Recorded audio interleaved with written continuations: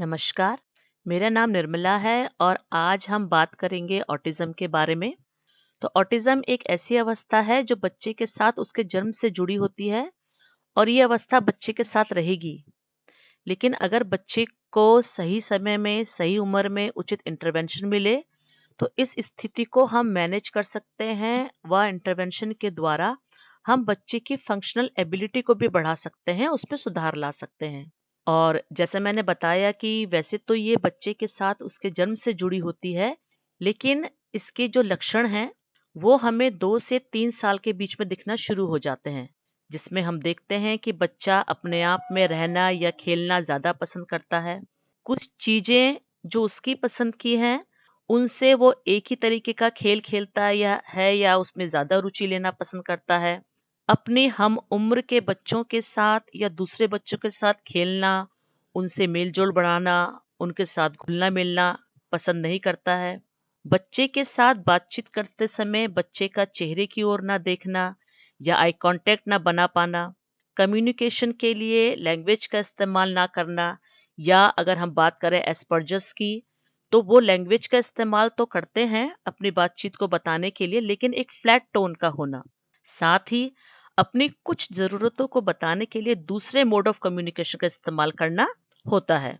उनके खेल को खेलने का तरीका भी अलग या अजीब होता है।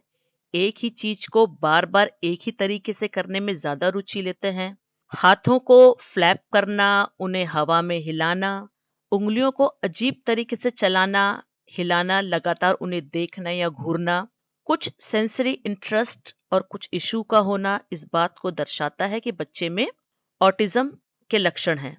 क्योंकि इसमें बच्चे का सोशल और कम्युनिकेशन, साथ ही उसका खेल, तीनों ही चीजें एक अलग तरीके की होती हैं, इसलिए इसे सोशल एंड कम्युनिकेशन डिसऑर्डर भी कहा जाता है। कई बार माता-पिता पूछते हैं कि ऑटिज्म का कारण क्या है? ये कोई बीमारी तो नहीं है, इसके क्या उपाय हैं? तो अगर इसके कारणों के बारे में हम बात करें तो ये अभी भी एक रिसर्च का विषय है कि ऑटिज्म क्यों हो रहा है, और ये कारण अभी स्पष्ट नहीं हो पाया है। साथ ही माता-पिता का कहना कि इसकी कोई दवाई तो नहीं है जिससे ऑटिज्म ठीक हो जाए। तो हमने शुरुआत में ही ये बताया है कि ऑटिज्म एक अवस्था है, बीमारी नहीं है, इसलिए इसकी कोई दवाई भी नहीं है क्योंकि बीमारी नहीं है। और कंडीशन अगर बच्चे के साथ जुड़ी हुई है तो उसके लिए विशेष शिक्षा या थेरेपी ही काम होती है। साथ ही सही इंटरवेंशन के द्वारा हम बच्चे के दैनिक दिनचर्या के साथ-साथ उसके कई विकास के क्षेत्रों में सुधार भी ला सकते हैं। थेरेपिस्ट के द्वारा बच्चे को सेंसरी डाइट अगर ज़रूरत है तो वो दी जाती है, जिससे उसकी दिनचर्या को आसान बनाने में मदद मिलती है। वहीं एक विशेष शिक्षक विशिष्ट शिक्षण सामग्री के द्वारा बच्चे की गतिविधियों में सुधार ला सकते हैं। सोशल स्टोरी के द्वारा हम बच्चे की सामाजिक सहभागिता को बढ़ा सकते हैं। साथ ही उसकी जो व्यवहारिक चुनौतियां हैं उसमें भी सुधार ला सकते हैं।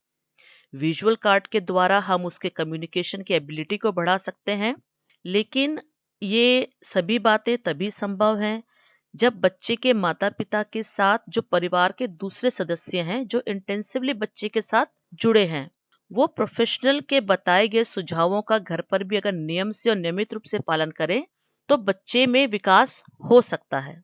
क्योंकि जानना ज़रूरी है कि बच्चे की परेशानियों का कारण क्या है, क्यों वो दूसरे बच्चों के साथ खेल नहीं खेल रहा है या उनसे मिलना-जुलना पसंद नहीं कर रहा है, क्यों उसका जो इंटरेस्ट है वो कुछ चीज़ों पे ही है, क्यों वो अपने आप में रहना ज़्यादा पसंद करता है, क्यों बातचीत करते हुए आई कांटेक्ट नहीं बना रहा है, या एक जगह पे लगातार उछल रहा है, हाथों को हिला रहा है, बार-बार अपनी उँगलियों को देख रहा है, घूर रहा है, अपने आप में ही रहना ज़्यादा पसंद कर रहा है।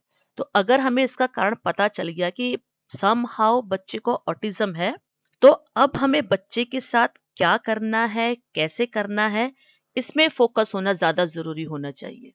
क्योंकि अगर हम बच्चे के साथ कैसे काम करना है, किस तरीके से काम करना है, इसमें ज़्यादा फोकस होके काम करेंगे, तो हम बच्चे की दैनिक दिनचर्या के साथ-साथ उसके सामाजिक विकास को बढ़ा सकते हैं, उसके मोड ऑफ कम्युनिकेशन में सुधार ला सकते हैं।